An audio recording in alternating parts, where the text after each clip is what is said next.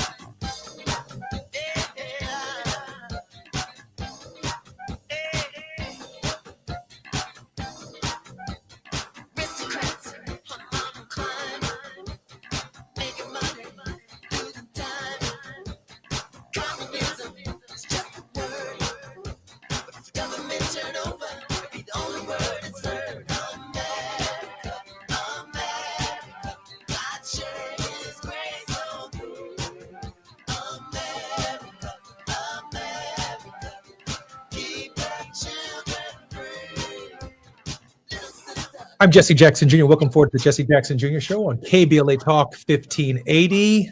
Today, we're going to be discussing with our favorite millennial some of the critical issues of our day. We are at a turning point in our democracy. We will be discussing none other and nothing other than the Voting Rights Act of 1965 and our political representation. In this opening segment, I want to set the stage as best I possibly can for what we're looking at. Remember, in Jamestown, Virginia, in about 1619, 19 odd, probably 20 Africans arrived on the shores of the United States of America. 1619.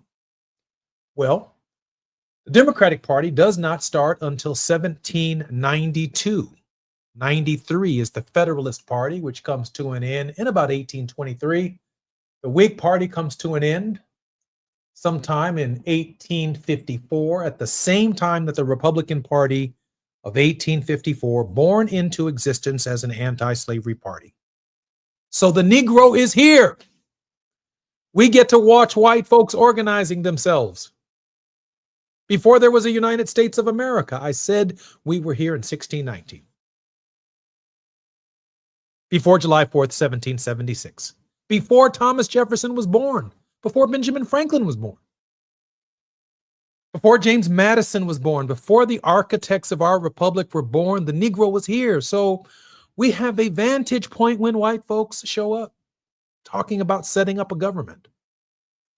We're looking at it like, well, like Lou Gossett Jr. said in Roots, when he was sitting around Kunta Kinte's table with his wife.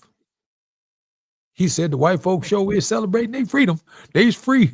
They show is free. Now they didn't stop the British. They free. I'm so happy for them and their freedom. But the Negro found themselves overwhelmingly still in chattel slavery. The hypocrisy of it all. By 1856 or so, when Frederick Douglass is invited to Rochester, New York, he talks about these July 4th celebrations like what to July 4th is the Negro slave? What does it mean to us? It means nothing. It's a hypocrisy. It's a lie. It's just not the truth. So we see this party, this Democratic Party, come into existence in 1793 as a slave party, as a states' rights party, as a local control party, as a party that believed in the wind until the wind was gone with the wind. And then the Republican Party comes into existence really to stop what the Democratic Party is doing. It comes into existence to stop the expansion of the Democratic Party into the westward states. And their only platform in Ripon, Wisconsin in 1854 is we are coming to existence to stop the expansion of slavery in the western states. And by 1860, they found a candidate to run for president of the United States, and his name was Abraham Lincoln. Before Abraham Lincoln could even be sworn in as president, a shot is fired at Fort Sumter by the South Carolinians because they did not want the federal government to have a fort off of their shores, as Abraham Lincoln's victory signaled the end of the expansion of slavery into the western states. It also meant that Southern way of life was about to change if Lincoln were able to implement his policies. Right behind Abraham Lincoln, a number of states began falling out of the Union and falling out of our country that led to a civil war. Tavis earlier today played a clip from Governor Newsom. He says, now that Texas has fired the first shot, just like South Carolina fired the first shot, California has now positioned its legislature to respond. Initially, Governor Pritzker of Illinois also threatened to respond with his own state's action, my state. But now he's pumping the brakes because some of us on the ground are saying, whoa, whoa, whoa. What about the Voting Rights Act of 1965? We were here in 1619. We were here before there was an America, and we watched Democrats and Republicans come into existence. And when you all start arguing and debating in state legislatures talking about equal number of Democrats and equal number of Republicans and who's going to have the edge, it always leaves black people out. And so by 1901, even after we had 16 African Americans in the Congress of the United States, by 1901, George White from the Black Congressional District of North Carolina gave a speech talking about the temporary departure of the Negro from Congress, the Phoenix speech. It wouldn't be until the 1965 Voting Rights Act that we came back to Congress in any meaningful way. And we got a lot of new young fighters coming to the Congress, a lot of new young fighters coming to the state legislative bodies across the country. But if they don't know this history, and they're just lining up with, we got to be with the Democrats, we got to be with the Democrats. No, we have to hold the Democrats accountable. Because white state legislators in these states will draw congressional districts to do what? Give us more Democrats. But that don't mean black Democrats. That don't mean Hispanic Democrats. Yes, I'm for stopping Donald Trump. Yes, I'm for bringing a gun to a pencil fight. I get it. But I also get our struggle. And I'm fighting for us before I fight for anybody else. I'm Jesse Jackson Jr. When we come forward, more on the Jesse Jackson Jr. Show with our very special guest, Ernest Krim, my favorite millennial. Bring you up to speed on the news of the day. You're listening to Jesse Jackson Jr. only on KBLA Talk 1580.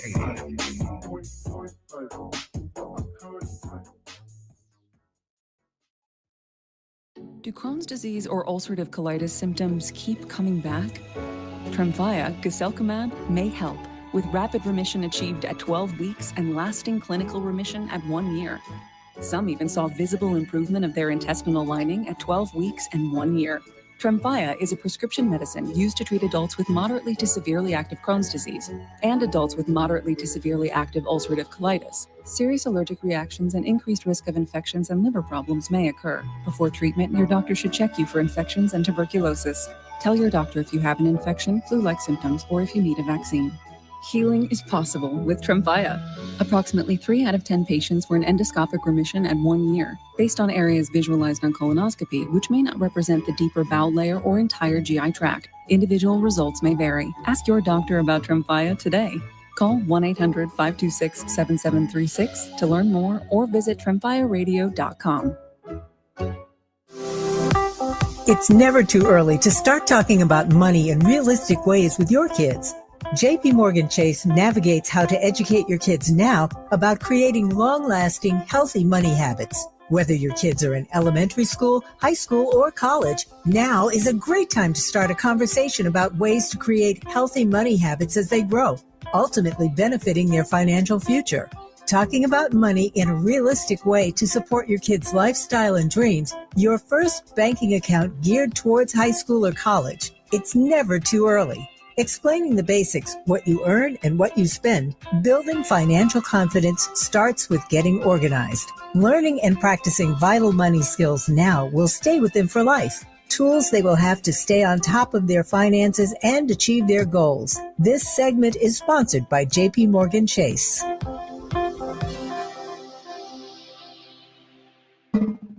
Hi, I'm LA City Councilmember Curran Price, inviting you to the 30th anniversary of the Central Avenue Jazz Festival, Saturday, September the 20th, from 11 a.m. to 7 p.m.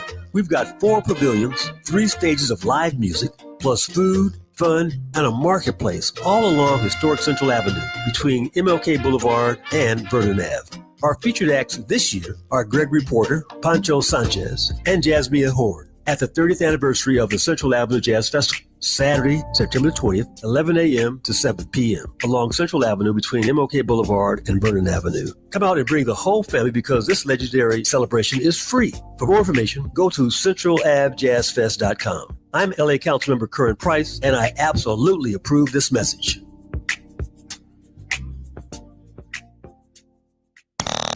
Now back to more of Jesse Jackson Jr. on KBLA Talk 1580.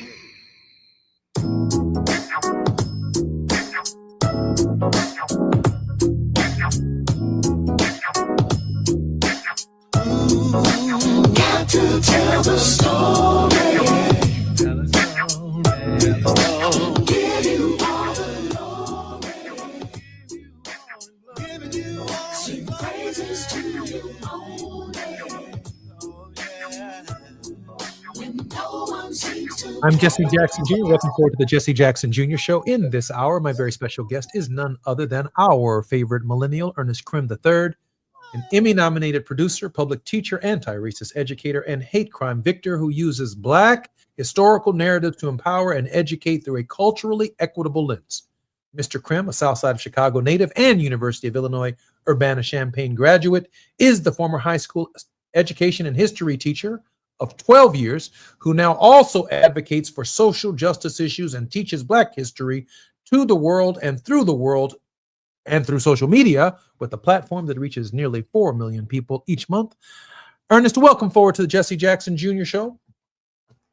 Hey, what's up, my brother? Happy Monday to you. It's a pleasure to be here with you in community again. Man, I am so grateful that you are here on Moving Mountain Mondays on the Jesse Jackson Jr. Show. I know my producer is going to give me a good swift kick for not getting that right. Listen, Ernest, I want to read one little thing to you, and then we can reflect on it for the next 50 or so minutes. 16 African Americans served in the United States Congress during Reconstruction. First Reconstruction, that is, between 1865 and 1896. 600 more were elected to the state legislatures, and hundreds more held local offices across the South. The last African American to serve in the Congress from the South during the Reconstruction era was George White, who represented North Carolina's Black 2nd District until his term expired in 1901, marking a temporary farewell to African American representation in Congress before the Jim Crow South. White predicted a future return of Black Americans to Congress in his valedictory speech, as disenfranchisement laws made it impossible for him to run for re-election.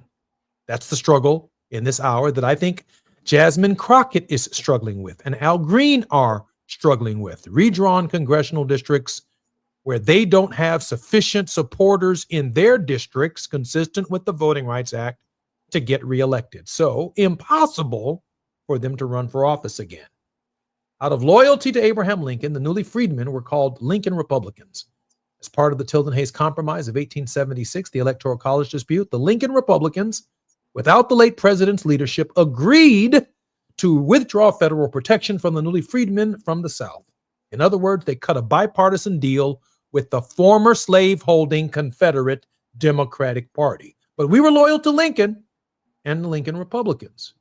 The result was an unprecedented era of terror on Black voter male participation, but was guaranteed by the 15th Amendment to the Constitution. The 15th Amendment guaranteed Black men the right to vote to the exclusion of Black women. Black women would later gain and be given the franchise by the 19th Amendment to the Constitution, allowing all women, including white women, the franchise. Our loyalty to the Republican Party of Lincoln, Republicans, I believe, did not take that into account, that it was the federal protection that they represented given the turbulent nature of that period. Our loyalty to the Party of Lincoln is evidenced by the fact that Martin Luther King Jr.'s father, affectionately known as Daddy King, was and died a Lincoln Republican. Daddy King was an example of the loyalty that our people had to Lincoln Republicans. But Daddy King was not the only person who was loyal.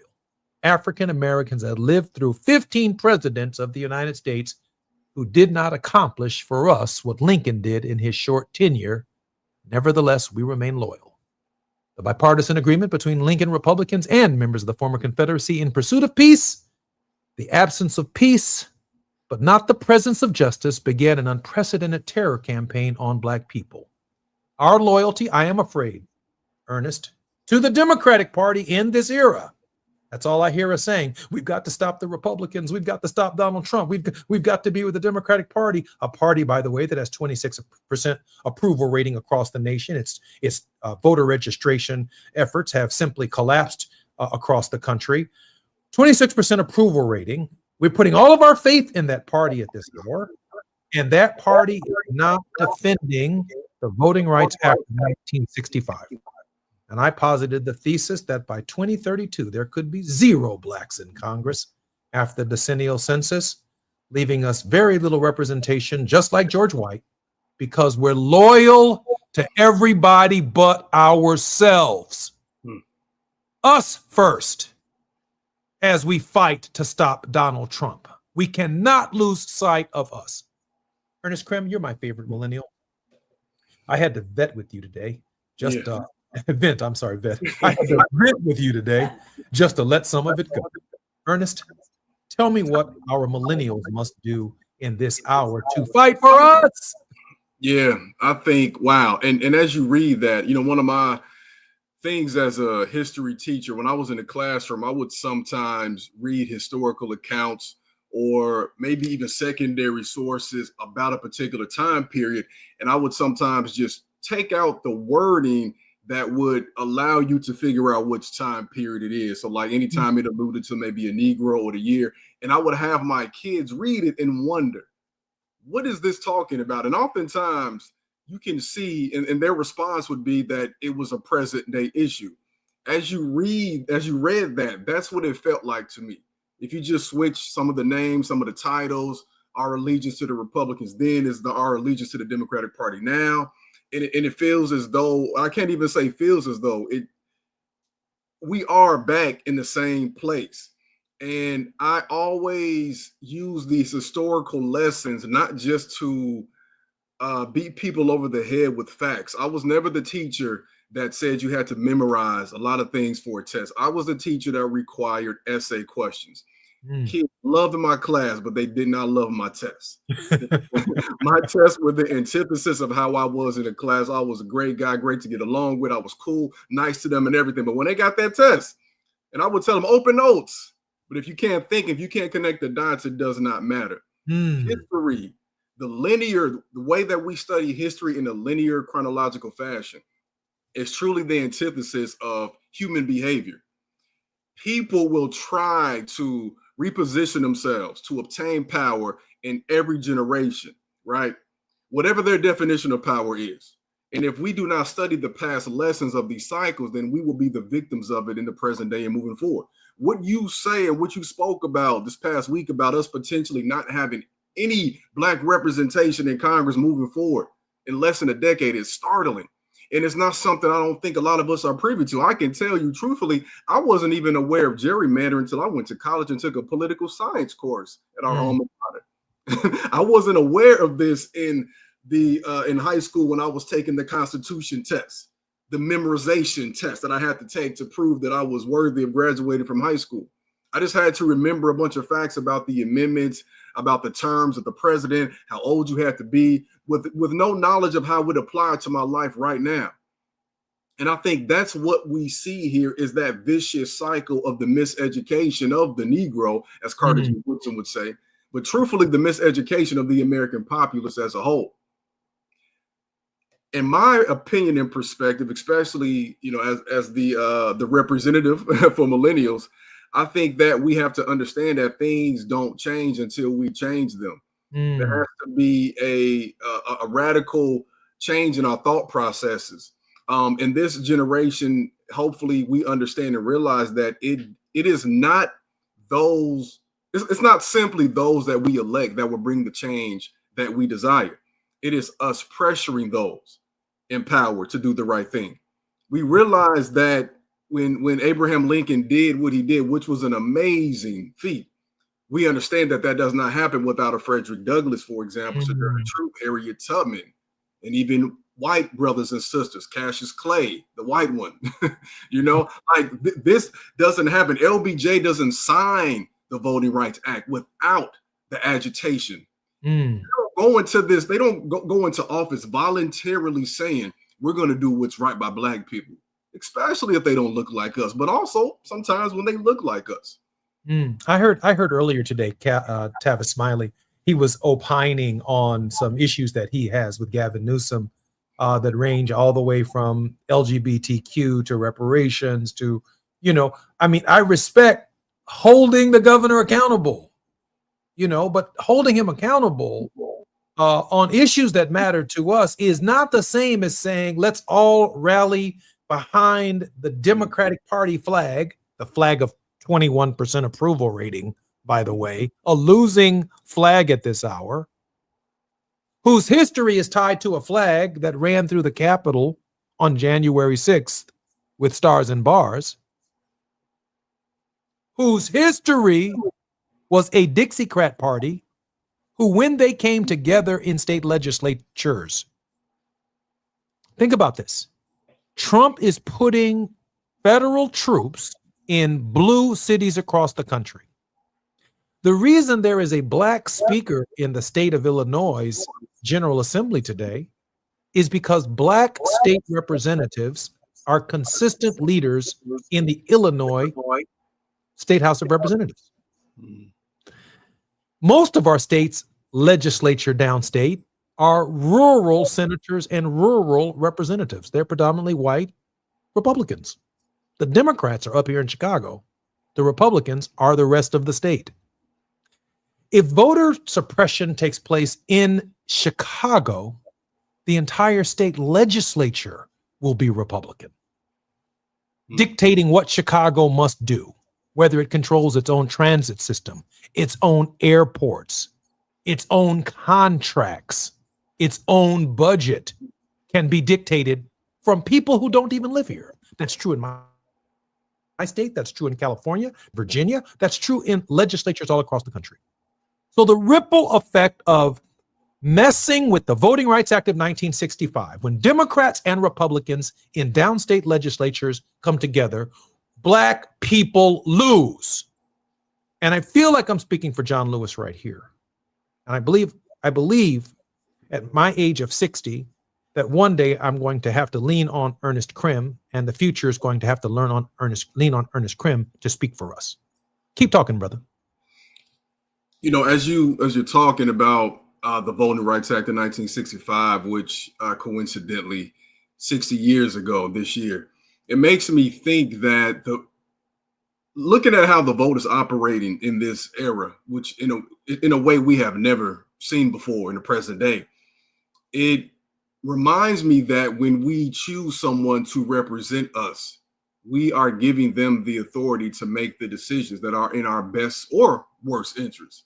And if we are going to lose all of our representation, then we are essentially saying that we will have people in power who, even if they don't fully agree with what he's doing, will capitulate to someone who just recently, as I was scrolling through social media, said that there are many people in the American public that wouldn't mind a dictator, even though he says he's not. He is essentially overruling all of our systems of checks and balances. Using a classroom metaphor, because that's what I come from, it reminds me of, you know, if you are in your class maintaining peace, but you have a principal who does not like you, and they want to send security guards in your class to maintain so-called peace. How does that make your students feel? I think going back to what you said about John Lewis, it is important for us, and this is one of my missions, is to create a sense of urgency in all of our parents, all of our households, all of our communities, that we understand that the first government that we have is within our house. We have to maintain our house and create a proper system there. And that means that we have to make sure we are learning about people like John Lewis and the sacrifices they made. I said, I think last week when I was on here, I was in Nashville about a week and a half ago, and I made sure that my kids understood again for the second year in a row about what John Lewis did there with his fellow college students and what it meant to get in good trouble and why he had a mural in that downtown area.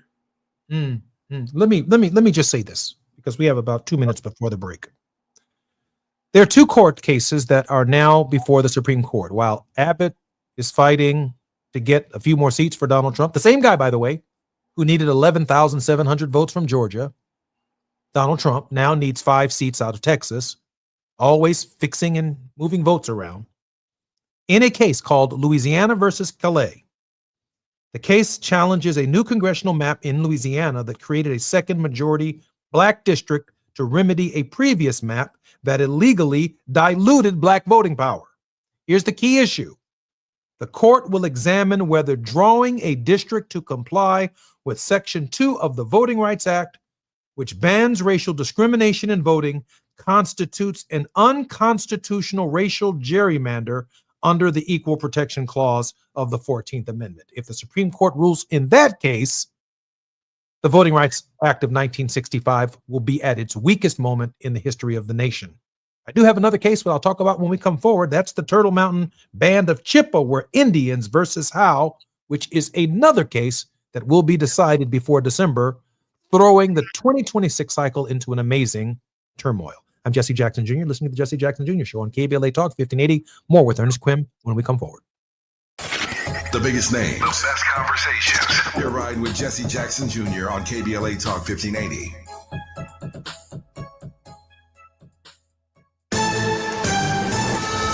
I'm Misty Jordan with BIN News Now. Chicago Mayor Brandon Johnson is responding to reports that the Trump administration is planning a possible military deployment to Chicago to combat violence. The brave men and women who signed up to serve our country did not sign up to occupy American cities. The Black mayor released a statement saying the city, state, and Cook County are preparing for any, quote, potential unconstitutional military deployments to Chicago, end quote. The Powerball jackpot is now a whopping $750 million for tonight's drawing. The odds of winning are 1 in 292 million. And Lionel Richie was inside of his $6 million home in Beverly Hills when police say a stranger tried to get in. The 76-year-old singer's alarm went off and seemed to scare the suspect. A 38-year-old man was arrested. Nothing was taken from Lionel Richie's home and no one was hurt. Get BIN News now on demand, 24/7 on the iHeartRadio app. Downtown LA and the 101 southbound before you get to Broadway, trying to clear an accident from the right lane. I told you about this crash in Sylmar 5 southbound before the 210. They are now blocking the carpool and the left lane. It is going to be backed up from before the 14. Then on the 5 southbound before the 405, cleaning up from that earlier big rig fire, the right lane's blocked. And in Colton, 10 westbound at 9th Street, got a stall in the second lane from your left. This season, San Diego's playing at home, and you are on the roster. Don't miss the Padres, Wave FC, San Diego FC, and the Blue Angels at the Miramar Air Show. Plan your trip now at sandiego.org/awesome all year. Funded in part with City of San Diego Tourism Marketing District Assessment Funds. This is the KBLA Sports Minute with Ray Richardson. It's a special night tonight in New York City at the U.S. Open tennis tournament. Venus Williams, at age 45, will be the oldest woman to play in the U.S. Open in 44 years. Renee Richards was 47 when she played in the tournament in 1981. Williams, a 7-time Grand Slam champion, was given a wildcard invitation to play in the U.S. Open. The Contra native has a first-round matchup tonight against Karolina Muchova of Czechoslovakia. The 29-year-old Muchova was 4 when Venus won her first U.S. Open championship in 2000. Venus won it again in 2001. The last time Venus won a match at the U.S. Open was in 2019. Venus made her U.S. Open debut in 1997 at the age of 17. The Williams name is all over the record books at the U.S. Open. Serena is a 6-time champion, including a 3-peat. Serena won the U.S. Open 3 years in a row, 2012, 2013, and 2014. No debates, no speculation, just the info you need. That's your KBLA Sports Minute. I'm Ray Richardson on KBLA Talk 1580. Are you ready to be a part of the conversation that will help shape our nation's future? Get ready to join us for the Left Coast Forum, Saturday, October 25th at LA Trade Tech, where progressive voices will come together to tackle the issues that matter most to working families across Los Angeles and beyond. From economic justice to climate action, from healthcare to housing, we're bringing together the brightest minds and most passionate advocates for real solutions and real change. With workshops, 2 major keynote addresses, and a closing reception with great music and good food. It's the Left Coast Forum, where your voice matters and your ideas take action. Saturday, October 25th at LA Trade Tech. Brought to you by KBLA Talk 1580 and the LA Progressive. The future won't wait, and neither should you. Mark your calendar now to be there and be heard. Stay tuned to KBLA Talk 1580 for more details. Thinking about going electric? Now is the perfect time. Electric vehicles cost less to run, don't need gas, and need fewer repairs than gas-powered cars.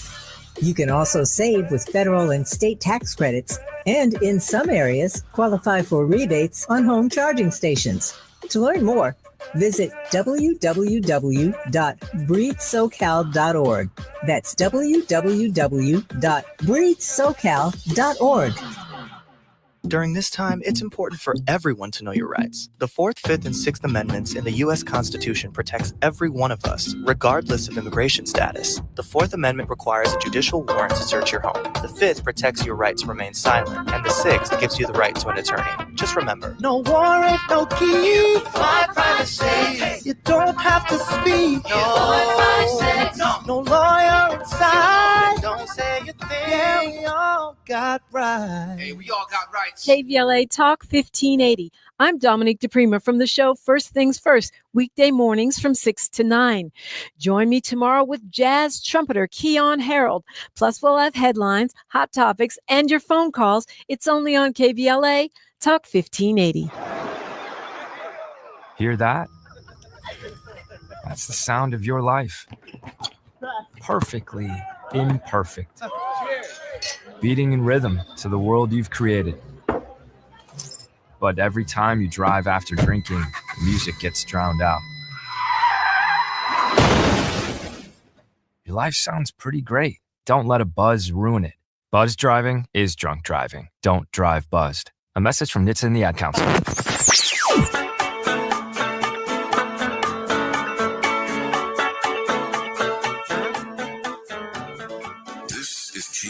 Talk 1580. Talk radio that's music to your ears. We're unapologetically progressive. KBLA Talk 1580. You're listening to Jesse Jackson Jr. on KBLA Talk 1580.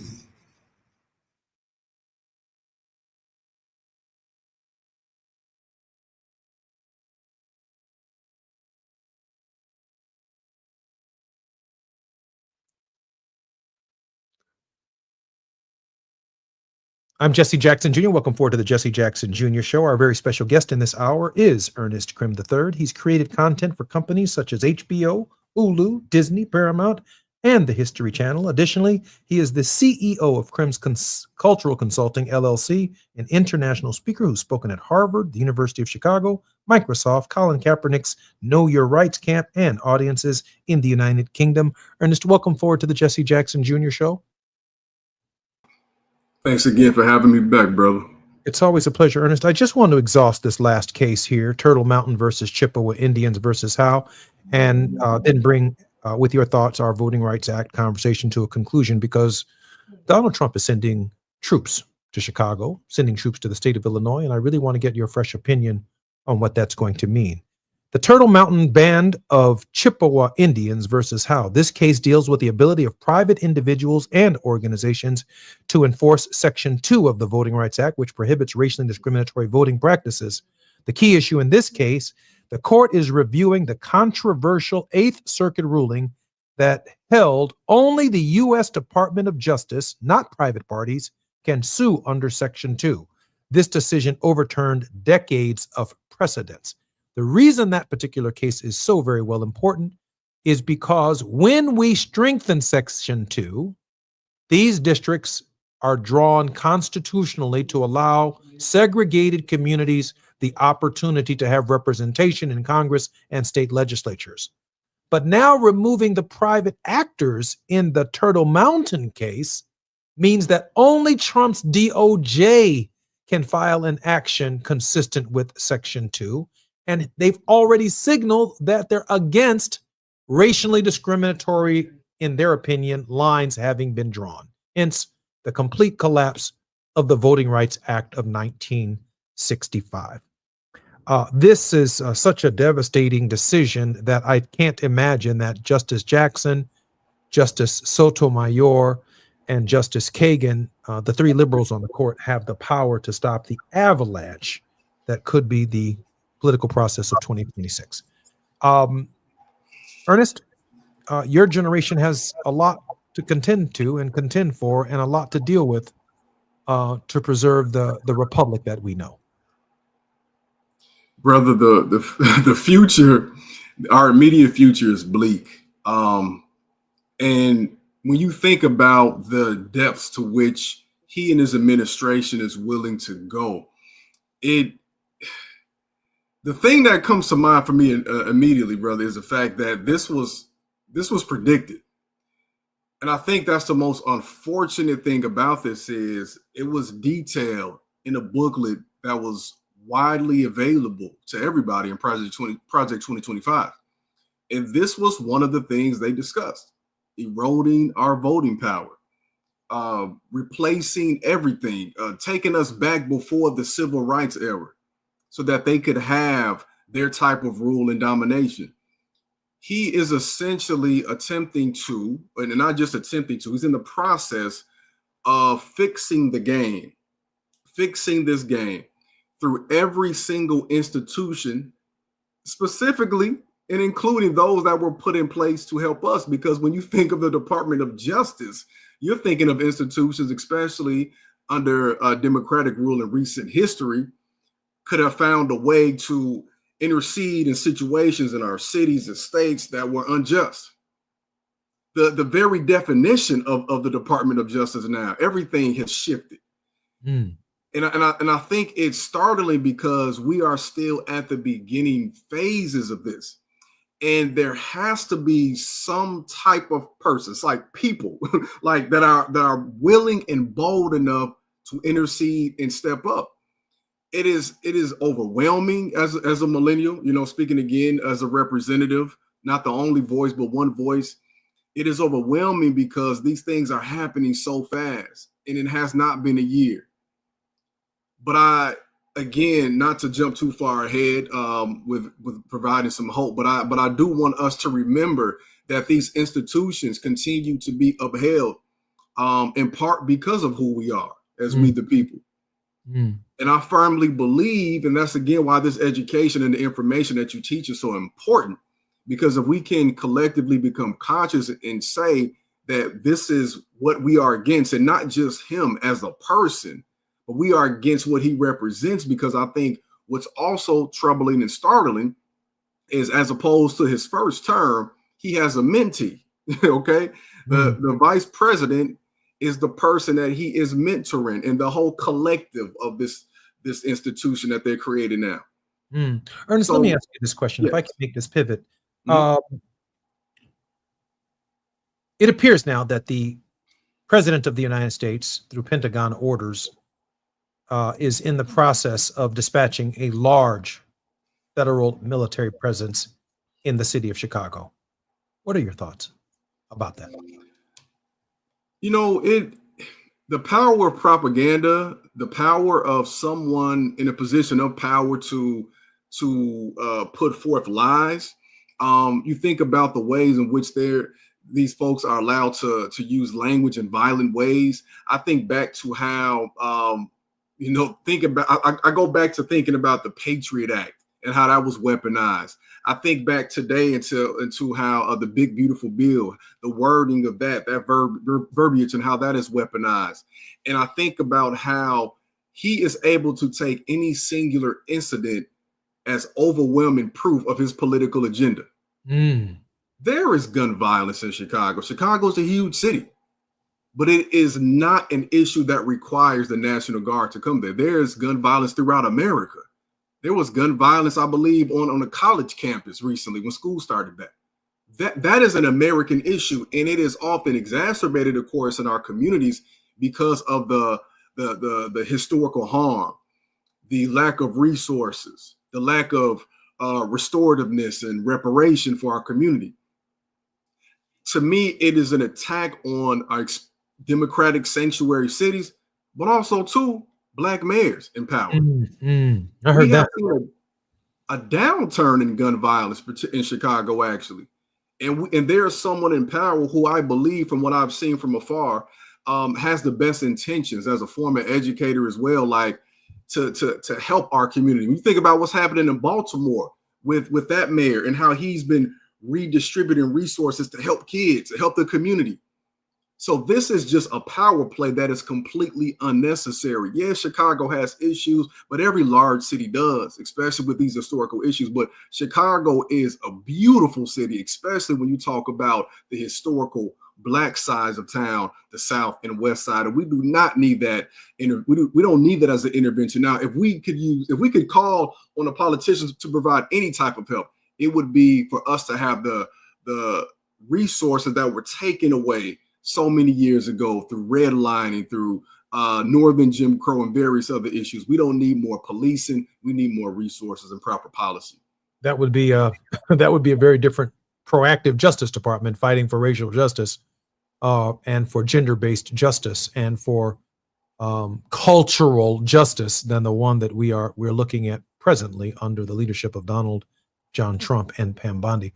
You know, one question before we come forward, and that is, do you believe that in the highest discipline of our faith, that our response to the presence of federal troops can be and will be a nonviolent response? Well, that's a loaded question right there. I believe it's possible. I've been told, Ernest, it's one that I'm going to have to wait and ask you. Yeah. I'm Jesse Jackson Jr. This is KBLA. You're listening to the Jesse Jackson Jr. Show. More with Ernest Krim when we come forward.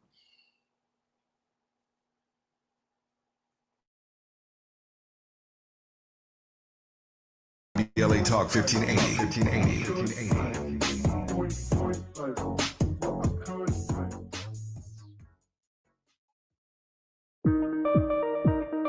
JP Morgan Chase offers tips for the local business owners in 2025. Small business landscape is ever changing, and the Los Angeles market is no exception. A startup or legacy business, revisiting your mission statement and recalibrating offerings can renew opportunities for growth and innovations. Programs like Chase for Business Coaching for Impact gives entrepreneurs access to expert guidance, helping you streamline operations, strategize your growth, and navigate complex challenges.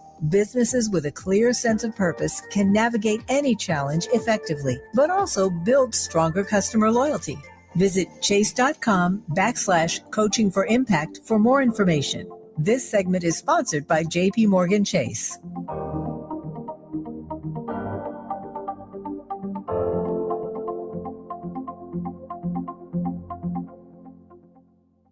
During this time, it's important for everyone to know your rights. The 4th, 5th, and 6th Amendments in the U.S. Constitution protects every one of us, regardless of immigration status. The 4th Amendment requires a judicial warrant to search your home. The 5th protects your right to remain silent, and the 6th gives you the right to an attorney. Just remember, No warrant, no key. My privacy. You don't have to speak. No lawyer inside. Don't say a thing. Yeah, we all got rights. Hey, we all got rights. KBLA Talk 1580. We've got a lot to talk about. KBLA Talk 1580, connecting you with services and solutions. The Autopsy Initiative provides a second autopsy free of charge for victims' families who have lost their loved ones due to a police-related death. The services offered through the initiative include the completion of a second autopsy, disclosure of preliminary findings, and a final autopsy report. A police-related death is when an individual is harmed by police officers using deadly force, which results in an individual's death. Police-related death includes in-custody deaths, including those that arise during contact with law enforcement officers during arrest, pursuit, booking, transport, or incarceration. The Autopsy Initiative has a team of board-certified pathologists on call. An autopsy request may be completed by anyone with a close relationship with the victim, which may include the victim's spouse, partner, relative, close friend, or lawyer. To request a free second autopsy for a victim of police violence, please visit knowyourrightscamp.com. That's knowyourrightscamp.com. Then click on Autopsy, then click on Request. At KBLA, we believe in justice for victims of police violence. We say their names, and we don't black down. This is a community call to action from KBLA Talk 1580.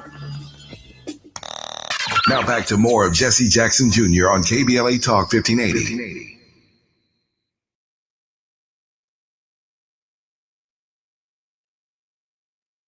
Jr., welcome forward to the Jesse Jackson Jr. Show on KBLA Talk 1580. Our very special guest in this hour is none other than my favorite millennial, Ernest Krim.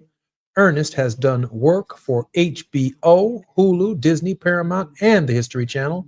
He is an Emmy-nominated producer, public teacher, anti-racist educator, and hate crime victor who uses Black historical narratives to empower and educate through a culturally equitable lens. Mr. Krim, welcome forward to the Jesse Jackson Jr. Show. Thanks again for having me back, brother. You asked a loaded question right before break.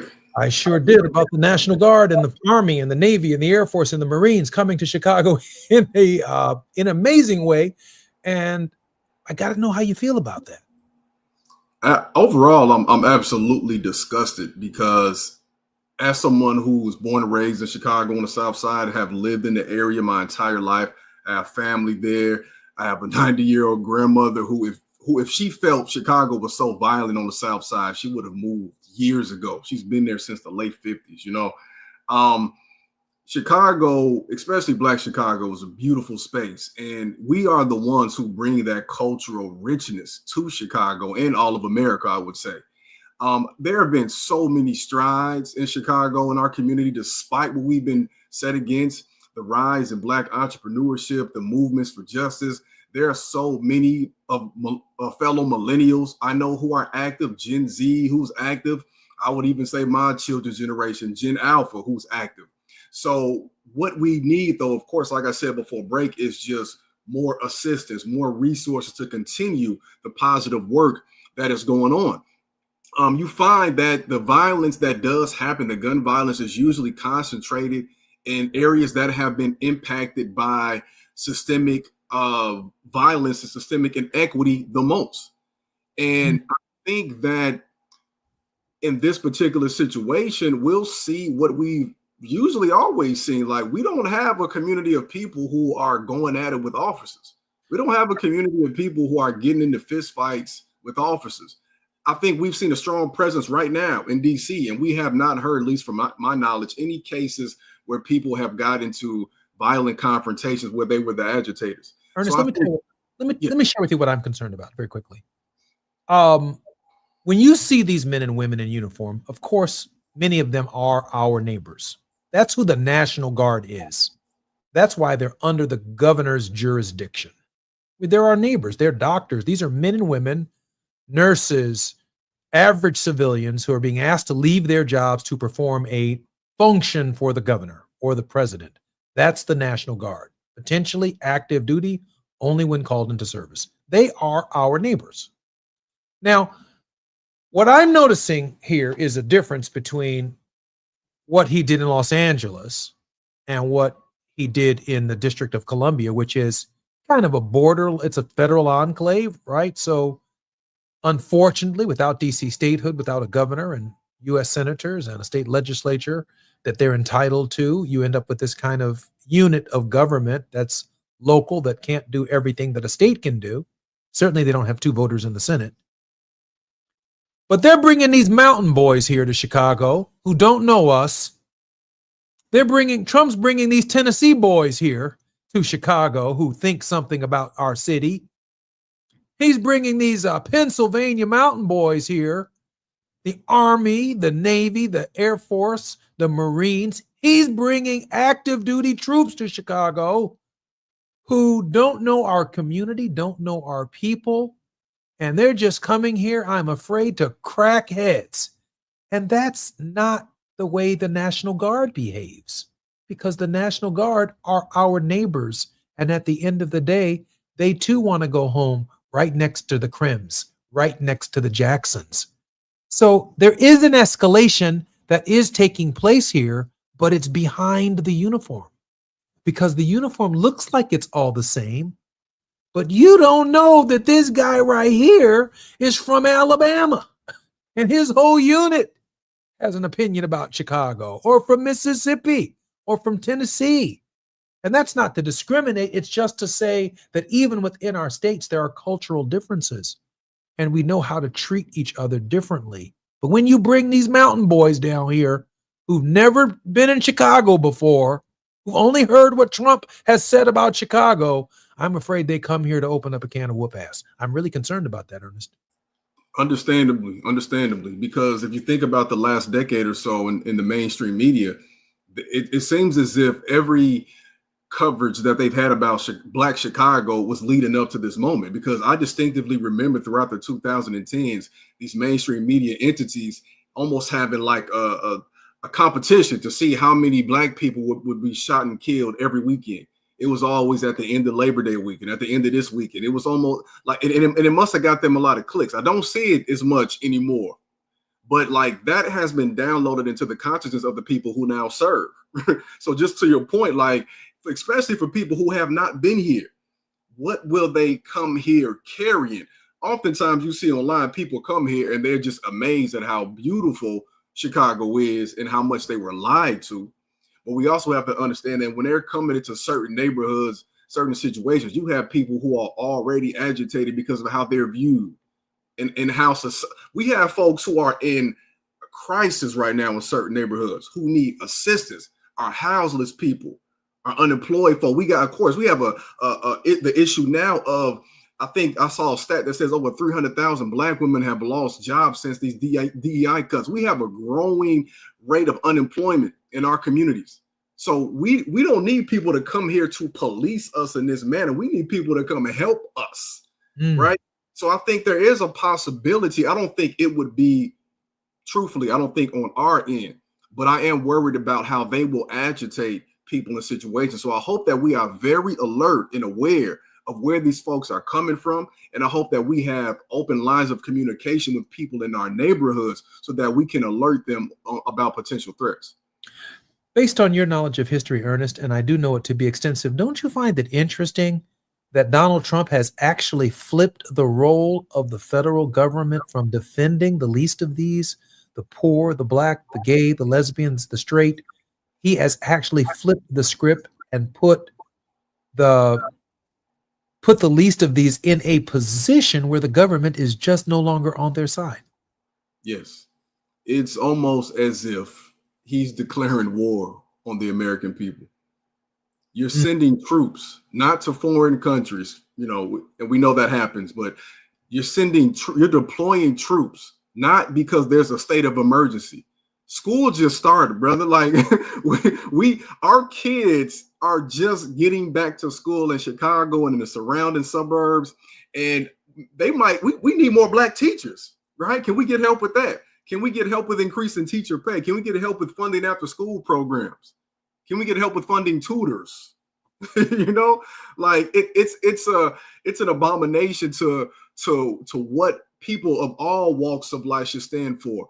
And I think I will say too, I'm happy to see, because right before we came back from break, I saw a video of some veterans in DC who were staging a sit-in to protest what's happening in DC right now. And I think that we have to, again, we admire folks going back to John Lewis, Dr. King, and folks beyond that because of what they did in moments like this. And it's going to take folks like us, but not only folks like us, but people who have been in that position, like veterans, to use their platform and use their social access and privilege to take a stand. And that is going to have to be something that reverberates across the entire country for us to truly see something. I like that right there, Ernest. I like that millennial idea. Hey, veterans, if you can hear us, men and women who have served our country, put on your uniform and stand between any agitation and the response of the National Guard.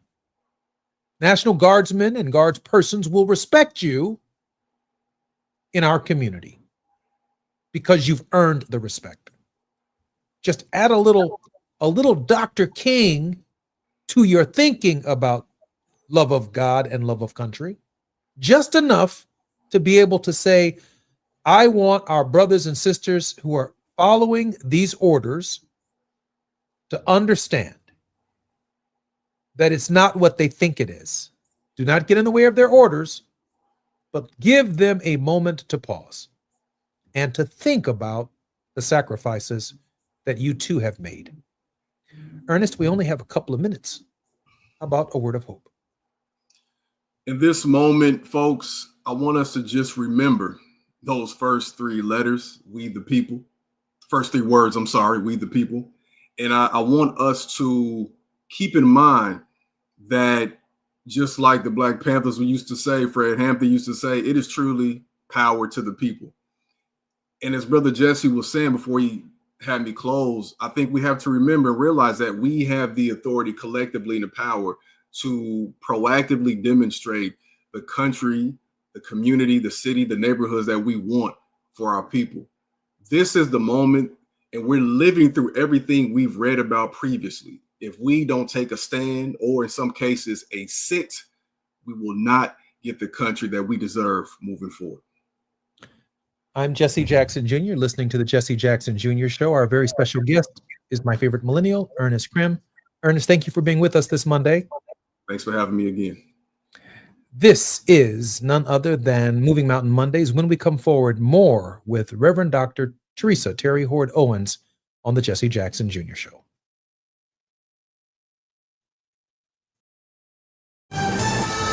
I'm Misty Jordan with BIN News. Now, Black House Democratic leader Hakeem Jeffries is hinting at the possibility of mobilizing redistricting efforts in more blue states. In an interview with CNN State of the Union, Jeffries says Democrats will be ready if more Republican-led states aim to redraw maps in their favor. We will continue to respond when necessary across the country. Right now, this has happened in Texas. California has responded. Let's see what comes next. The Texas Senate approved a new congressional map that will likely give the GOP 5 more seats in the House. Friday marks the 20th anniversary of Hurricane Katrina. Katrina remains one of the most devastating natural disasters in U.S. history. And the president and CEO of Essence Festival has officially resigned from her position. She joined Essence Ventures in June of 2020. Get BIN News now on demand 24/7 on the iHeartRadio app. We still have that Sigler and Silmar on the 5 southbound before you get to the 405. That big rig fire still has the right lane blocked. Also in Silmar on the 5 southbound before the 210, trying to get that accident cleared from the carpool and left lane. In Griffith Park, 134 eastbound at San Fernando Road. A new rollover accident, about 5 different cars involved in this one. Right now, all lanes are blocked. It is stopped from Forest Lawn. This season, San Diego's playing at home, and you are on the roster. Don't miss the Padres, Wave FC, San Diego FC, and the Blue Angels at the Miramar Air Show. Plan your trip now at sandiego.org/awesome all year. Funded in part with City of San Diego Tourism Marketing District Assessment Funds. This is the KBLA Sports Minute with Ray Richardson. It's a special night tonight in New York City at the U.S. Open tennis tournament. Venus Williams, at age 45, will be the oldest woman to play in the U.S. Open in 44 years. Renee Richards was 47 when she played in the tournament in 1981. Williams, a 7-time Grand Slam champion, was given a wildcard invitation to play in the U.S. Open. The Compton native has a first-round matchup tonight against Karolina Muchova of Czechoslovakia. The 29-year-old Muchova was 4 when Venus won her first U.S. Open championship in 2000. Venus won it again in 2001. The last time Venus won a match at the U.S. Open was in 2019. Venus made her U.S. Open debut in 1997 at the age of 17. The Williams name is all over the record books at the U.S. Open. Serena is a 6-time champion, including a 3-peat. Serena won the U.S. Open 3 years in a row, 2012, 2013, and 2014. No debates, no speculation, just the info you need. That's your KBLA Sports Minute. I'm Ray Richardson on KBLA Talk 1580. Break out the champagne. Everybody get a glass. Tavis Smiley is now ranked number 16 nationally and the highest rated talk show hosted by an African American on the 2025 Talkers Heavy 100 list of the most important talk radio hosts in the nation. Last year, Tavis ranked number 33 and the year before, number 45. The Tavis Smiley Show has rapidly expanded its national syndication to now include nearly 50 radio stations across the country and counting. Congratulations, Tavis. Yeah, yeah.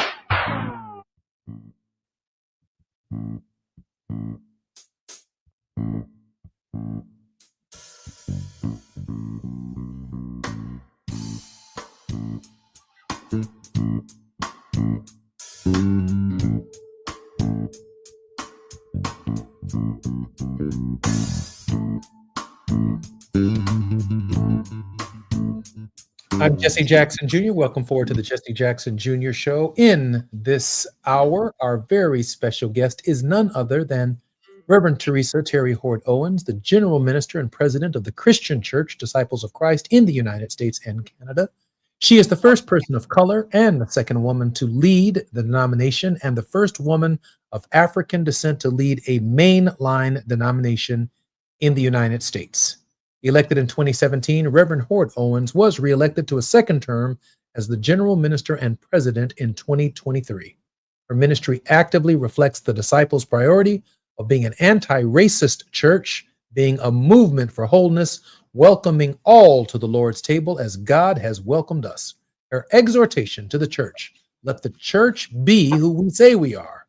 It is in being who we say we are that we actively bear witness to God's limitless love for all. Reverend Owens, welcome forward to our show. Good afternoon, Congressman. It's good to be with you. And always good to hear your conversation with Ernest in the first hour. I appreciate that. Ernest was really great today. Let me ask you a question, Reverend, because you are in Chicago and you understand the dynamics on the ground in this city. And on this show, which you know is live in Los Angeles, we have covered the federal presence in Washington, D.C., the federal presence in Los Angeles, the federal imminent presence here in the city of Chicago.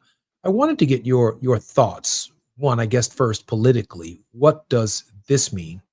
And then the challenge for the faith community in this hour that, well, it's just difficult to interpret. Madam President? You know, it really is. I mean, it's a blatant abuse of the stated powers of the executive branch. There's simply no getting around that. That's what it is. It is a power play. It's an abuse of constitutional authority.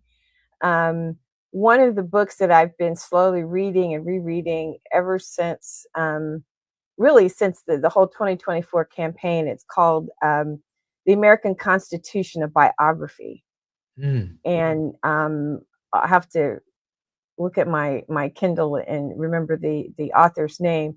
But I was a government major undergraduate with an African-American Studies minor. So my sophomore year was spent with the Constitution, the Bill of Rights, and all of those things.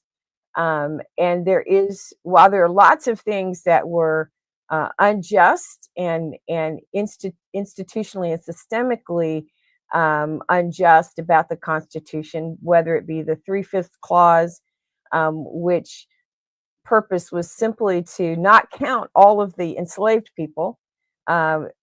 And that's why the 3/5 clause is there, because if you'd counted all of the enslaved people, the slave states would have been larger and would have had a larger representation in Congress.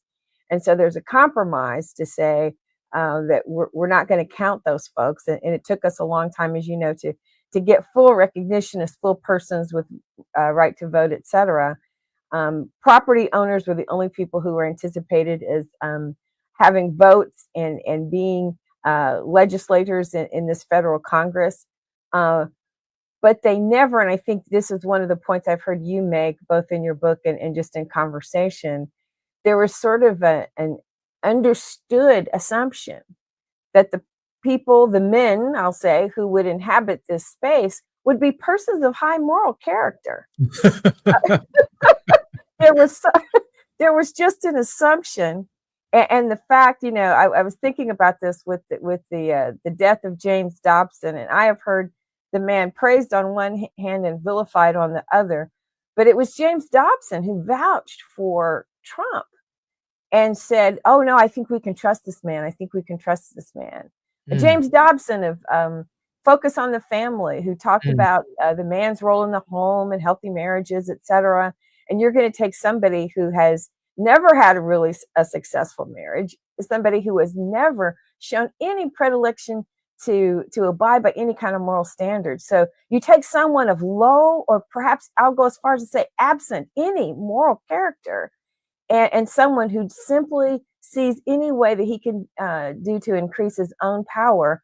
And sadly, those who have sworn to uphold that same Constitution are standing by silently, idly by, while it's being abused. The very engine of our courts, which the civil rights movement depended upon, I've said before, to really lean into that Constitution. Black folks have believed in that Constitution even when, Sojourner Truth famously said, "I love the Constitution, but it's got a little weasel in it. We're gonna have to fix it." But we can't. The Supreme Court cannot be trusted. So we've layered lack of moral character, a desire for more power, abuse of the intentional constitutional power of the president, and the failure of anybody else, the Congress, who constitutionally has the right to decide how the nation spends its dollars, the courts, which equal branches of law, but still are the ones who are called upon to say whether the actions of the others are unconstitutional. Everybody's just being silent and falling down on their job. Madam President, yeah. That book, Akil Reed Amar's book on the constitutional biography Yes. is a fascinating book. And when we come forward, I do want to share with you that in the wildest imagination of the founding fathers, with all of the things that are associated with them, they never could have imagined an African-American woman heading a mainline denomination. Absolutely not. You're unimaginable in the thinking of founding fathers. And there is this movement to return to the originalism of those thoughts, which by definition is the eradication of who you are and the possibilities, the potentialities of all that you represent. I'm Jesse Jackson Jr. When we come forward on KBLA Talk 1580, when we come forward, more with Reverend Teresa Hord Owens, The Faith Not to Fall, part of our weekly series on the Jesse Jackson Jr. Show. It's afternoon drive time with Jesse Jackson Jr. Only on KBLA Talk 1580. Do Crohn's disease or ulcerative colitis symptoms keep coming back? Tremfya, guselkumab, may help, with rapid remission achieved at 12 weeks and lasting clinical remission at 1 year. Some even saw visible improvement of their intestinal lining at 12 weeks and 1 year. Tremfya is a prescription medicine used to treat adults with moderately to severely active Crohn's disease and adults with moderately to severely active ulcerative colitis. Serious allergic reactions and increased risk of infections and liver problems may occur. Before treatment, your doctor should check you for infections and tuberculosis. Tell your doctor if you have an infection, flu-like symptoms, or if you need a vaccine. Healing is possible with Tremfya. Approximately 3 out of 10 patients for an endoscopic remission at 1 year, based on areas visualized on colonoscopy, which may not represent the deeper bowel layer or entire GI tract. Individual results may vary. Ask your doctor about Tremfya today. Call 1-800-526-7736 to learn more or visit tremfyaradio.com. This is the story of the one. As a lineman, he does whatever it takes to keep the power on in his community. And he wants a partner like Grainger who does the same. Grainger offers the professional-grade products he needs, from voltage detectors to harnesses to hard hats, plus fast, dependable delivery, so he can rise to every challenge. Call 1-800-GRAINGER, click Grainger.com, or just stop by. Grainger, for the ones who get it done. Oh no, stomach issues again? Stomach issues? Who are you? Your pancreas. I could be the real reason for your diarrhea, gas, bloating, stomach pain, or loose oily stools. I thought it was my stomach. People often do, but any of these symptoms could mean having a condition called exocrine pancreatic insufficiency, or EPI. With EPI, the pancreas doesn't release enough enzymes to break down food, but EPI is manageable. Use the symptom checker on identifyepi.com and speak with your doctor. That's identifyepi.com. Sponsored by AbbVie.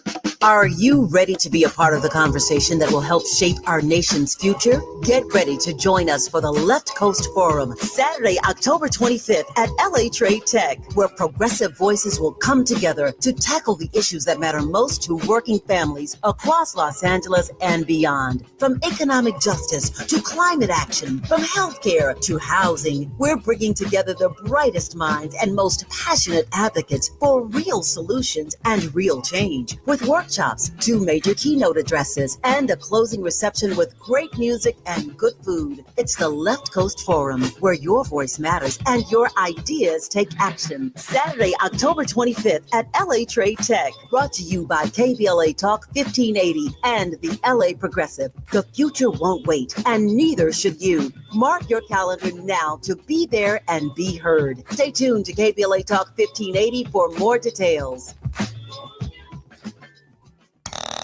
Now back to more of Jesse Jackson Jr. on KBLA Talk 1580.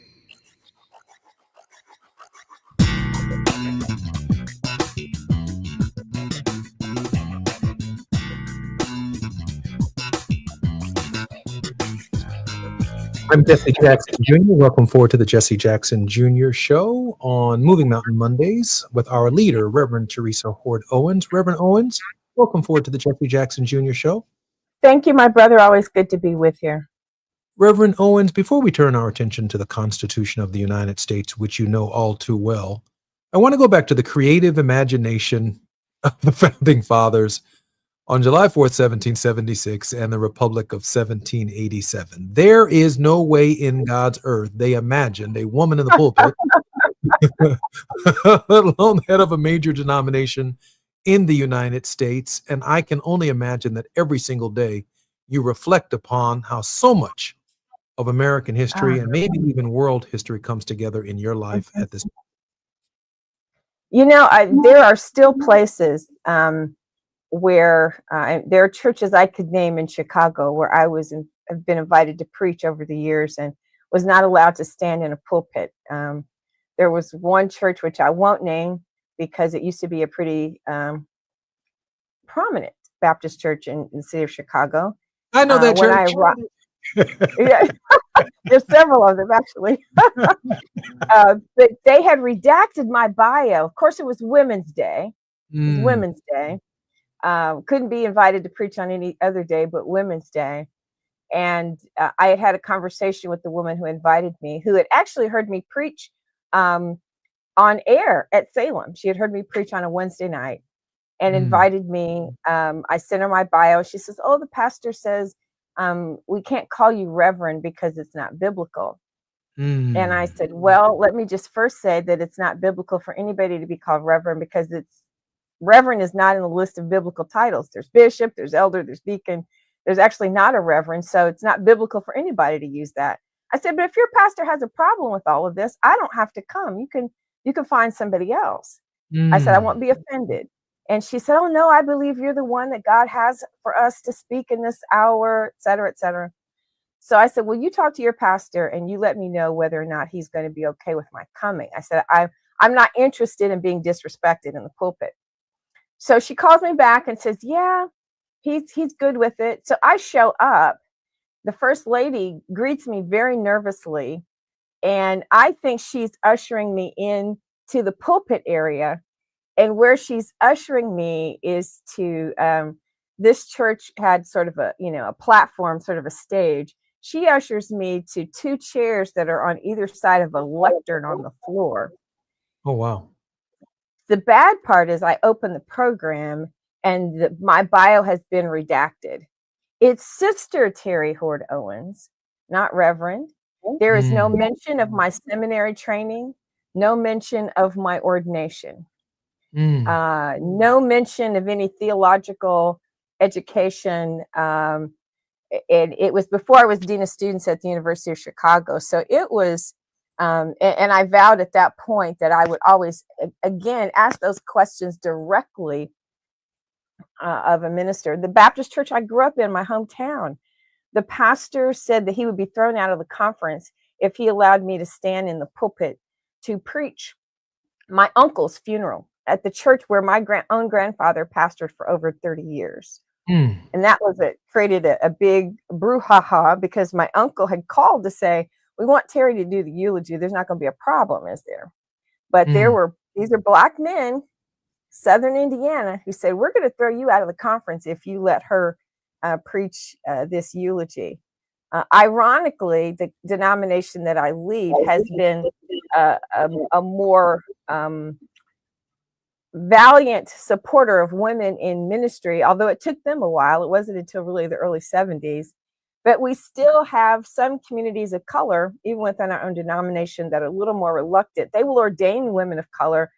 Some of them are a little less likely to call them as pastors. So yeah, I am not the expected answer.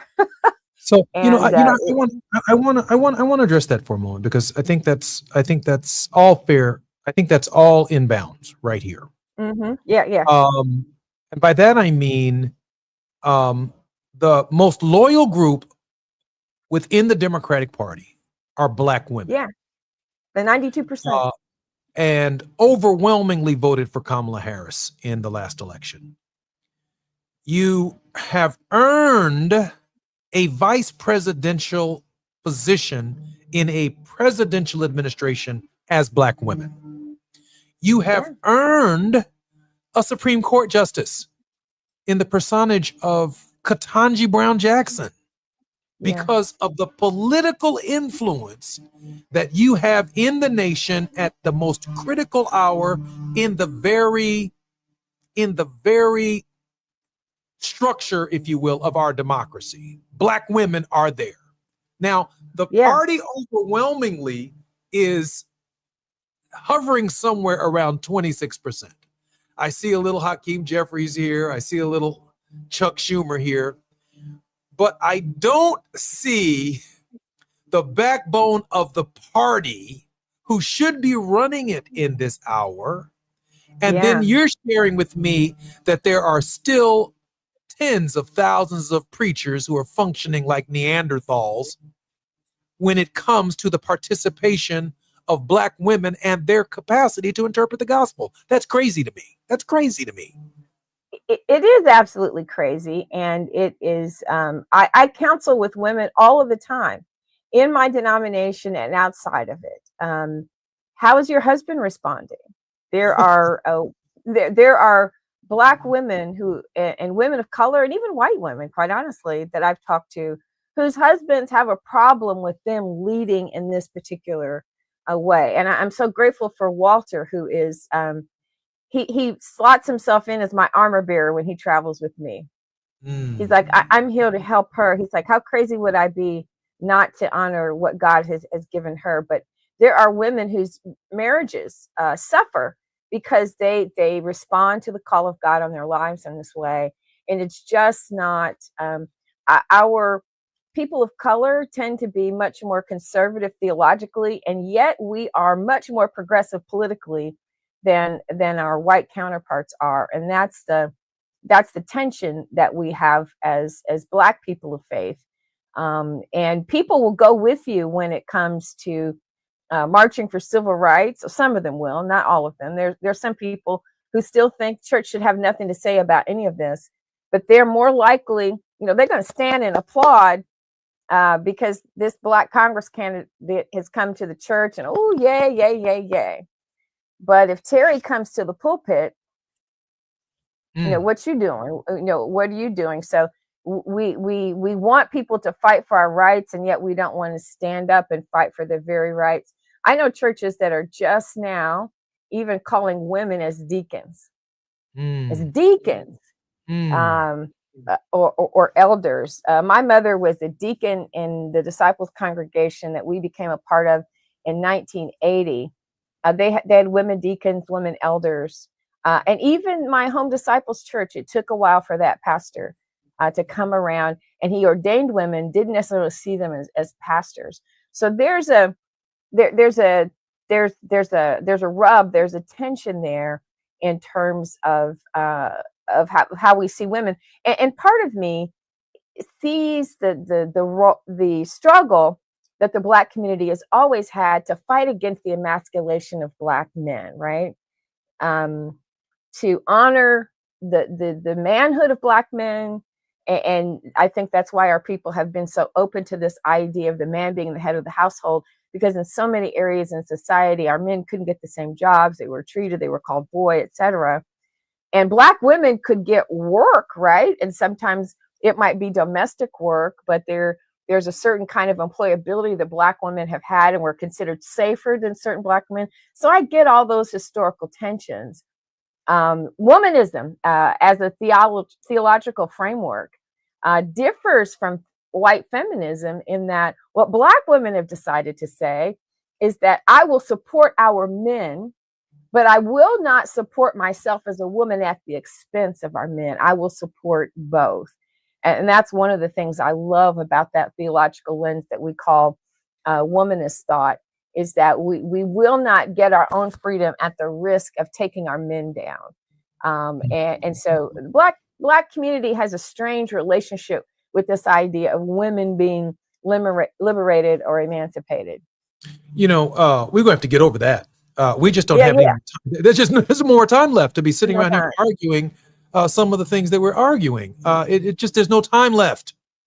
Either we are voting together, whether we are following Black women, the absence, I'm going to say it. I'm going to say what no one's going to say. I'm going to say it out loud. And I say this with much love and respect. And knowing that Tavis trusts me with his airwaves.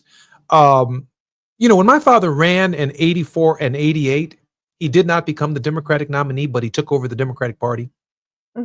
He insisted that they appoint Ron Brown chairman of the DNC. He insisted that Alexis Herman and Mignon Moore and colored girls who run the Democratic Party and ran a magnificent convention in the city of Chicago and gave Kamala Harris the kind of send-off that she deserved. Yes. There is no doubt in my mind that Black women are the backbone of this party. There's just no doubt about it. Yeah. Now, the fact that no Black woman is being touted for president right now, or vice president right now, or we're running scared. Yeah, but we are still advancing white male interests. I mean, you got Newsom, you got Pritzker, you got Rahm Emanuel, you got we got Wes Moore. Hey, I get it, but I'm talking about Black women. I'm talking about the for sure thing in the Democratic Party. Now, they may be searching for a white woman somewhere, but they have not voted for us. We went for all of their issues, Madam President. They have not voted for us. Yes. We went for abortion. They told us it was about Dobbs. They told us we spent millions on that, and they didn't show up. No. Still 70% of white women, right? voted for Trump. 70% of white folks out there of all stripes. It doesn't matter their religious or political leanings. And of they all still of the vote things women. over 4 years and even longer than that he has done to white women, including whatever his relationship is with children and the Epstein files that we may or may never know about, you're still voting for him. Yeah. This begs the question that I get asked all the time. What's harder, being Black or being a woman? In some circumstances, it's hard to say, but I think this is where the issue of race has to enter in. Even when you do have a woman, I think Kamala, being a Black woman, made it a lot harder for her than any other female candidate. We don't like women who are able to articulate, who are okay with being in charge, who are okay with saying what they think, how things should be. I still have found it just as hard being Black in this space, even though I'm a woman. My predecessor was a white woman, and I say this with all love and due respect. Because she was known to the existing power structure, it was, let's be nice and sweet to Sharon, and we'll tell her what to do, and we'll see, how it goes, and she'll pay attention to our good counsel and advice. What they have found in me is somebody who does not like to be patted on the head, and somebody who does not like to be told what to do. And so the rub of the race and the gender coming together has complicated things immeasurably. Madam President, we have about 3 minutes before we come forward. Your thoughts on the imminent federal presence in Chicago? It's a violation of constitutional law. It is, I think there will be a different ground game that's played in Chicago. We've already seen what Chicago Public Schools, the way in which they've reacted to ICE presence. They've trained their staff and administrators about how to protect their buildings and their children. My hope is that in Chicago, we will be finding all the ways that we can to establish our local sovereignty and ensure that this doesn't. We've got a different governor here. So it'll be interesting. It's just a flat out violation of the Constitution, period, end of sentence. Is it your thinking that the highest discipline and activity of our faith will prevail over, let's say, the agent provocateurs that might indeed seek to make national stories here in Chicago? I hope so. But as Dr. King himself said, violence is the language of the unheard. And so I think we have to, with my clergy colleagues even, we're continuing to try to grapple with this. What will it take to push us over the edge? Is it possible? I think sadly it might be possible. I'm not sure if this will be it, but I do think that ultimately we will see people step over the edge despite our wishes that it wouldn't happen. Well, that's certainly our prayer, that this federal presence is not provocative, that we can go about our daily lives and business as usual, that the deployment of the president's troop not be as racist in its application as it is in its preparation, by suggesting that, Chicago has violent crime, when the mayor, I think, has done a fairly great job of bringing crime down. A number of African-American mayors across the country have done that. But it just looks like there are 10, maybe 12 white cities with white mayors who have far more violence than the Black mayoral cities, and yet no federal presence. Donald Trump, ladies and gentlemen, is picking on us. And, he is. I don't like people picking on me, and I don't like picking on my own nose for that matter. I'm Jesse Jackson Jr. We'll be coming forward on KBLA Talk 1580 more with the President and General Minister of the Disciples of Christ Church. I'm Jesse Jackson Jr. It's afternoon drive time with Jesse Jackson Jr. Only on KBLA Talk 1580.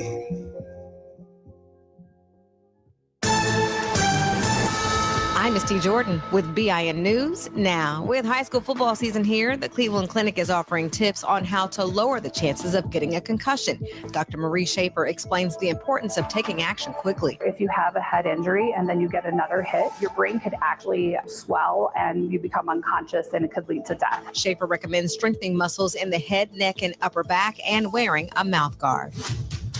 A new report is showing the highest NIL earning quarterbacks in college football. According to OnFree.com, 24 quarterbacks will make at least $1 million in name, image, and likeness earnings.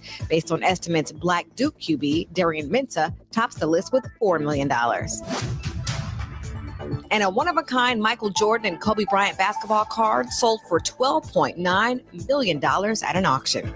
Get BIN News now on demand 24/7 on the iHeartRadio app.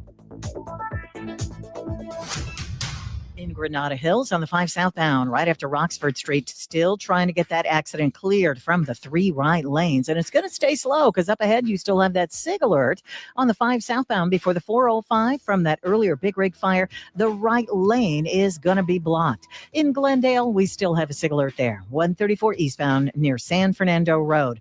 Got that accident blocking the 2 right lanes. San Diego's events calendar is full of flavor. Dig into local wine and food festivals, treat the family to kid-inspired deals all October, and get a taste of glory at the Breeders' Cup World Championship. Plan your trip now at sandiego.org/awesome all year. Funded in part with City of San Diego Tourism Marketing District Assessment Funds. This is the KBLA Sports Minute with Ray Richardson.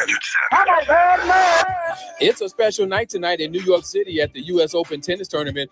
Venus Williams, at age 45, will be the oldest woman to play in the U.S. Open in 44 years. Renee Richards was 47 when she played in the tournament in 1981. Williams, a 7-time Grand Slam champion, was given a wildcard invitation to play in the U.S. Open.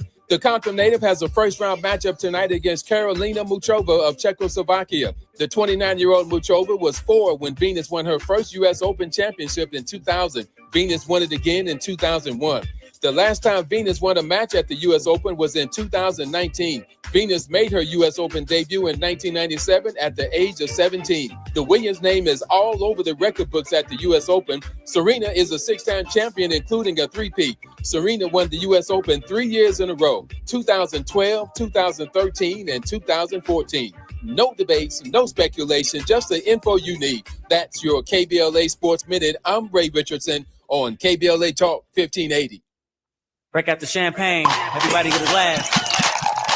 Tavis Smiley is now ranked number 16 nationally and the highest rated talk show hosted by an African American on the 2025 Talkers Heavy 100 list of the most important talk radio hosts in the nation. Last year, Tavis ranked number 33 and the year before, number 45. The Tavis Smiley Show has rapidly expanded its national syndication to now include nearly 50 radio stations across the country and counting. Congratulations, Tavis. During this time, it's important for everyone to know your rights. The 4th, 5th, and 6th Amendments in the U.S. Constitution protects every one of us, regardless of immigration status. The 4th Amendment requires a judicial warrant to search your home. The 5th protects your right to remain silent. And the 6th gives you the right to an attorney. Just remember, No warrant, no key. My privacy. You don't have to speak. No lawyer inside. Don't say a thing. Yeah, we all got rights. Hey, we all got rights. Why'd I go to the doctor? One day at the firehouse, I was so lightheaded I could barely stand. Even my crew noticed. Getting checked out was the right call. Turns out I have atrial fibrillation, which increases the risk of stroke about 5 times. Symptoms like irregular heartbeat, heart racing, chest pain, shortness of breath, fatigue, or lightheadedness can come and go. But if it's AFib, the risk of stroke remains. If you have symptoms, contact a doctor. I'm so glad I did. Visit NoTimeToWait.com, sponsored by Bristol-Myers Squibb and Pfizer. An official message from Medicare. I turned 65 this year. I knew it was time to figure out Medicare, and I had questions, like when to enroll and how to enroll. So I went straight to the official source, Medicare.gov, to get the facts about Medicare. I found answers to all my questions, and I'm ready to get started. And so can you. Just go to Medicare.gov to get the real facts about Medicare. Paid for by the U.S. Department of Health and Human Services. KBLA Talk 1580. We've got a lot to talk about. KBLA Talk 1580, connecting you with services and solutions. The Los Angeles Regional Food Bank is on a mission to fight hunger and provide nutritious food to those in need across our community. They partner with federal, state, and local programs advocating for better policies and funding for critical hunger relief programs like CalFresh, the Emergency Food Assistance Program, and the Child and Adult Care Food Program. The food bank works with coalitions and local representatives to make sure hunger is addressed in every district of LA County. They also run nutrition education campaigns, raise hunger awareness, and source nutritious food for distribution, all while supporting regulations that allow food pantries to operate safely. Want to help? Visit lafoodbank.org or call 323-234-3030 to volunteer or find a food bank near you. Together, we can ensure that no one goes hungry in Los Angeles County. This is a community call to action from KBLA Talk 1580.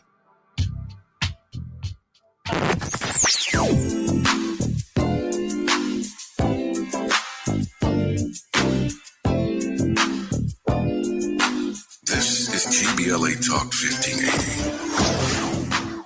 Talk radio. That's music to your ears. We're unapologetically progressive. KBLA Talk 1580. You're listening to Jesse Jackson Jr. on KBLA Talk 1580.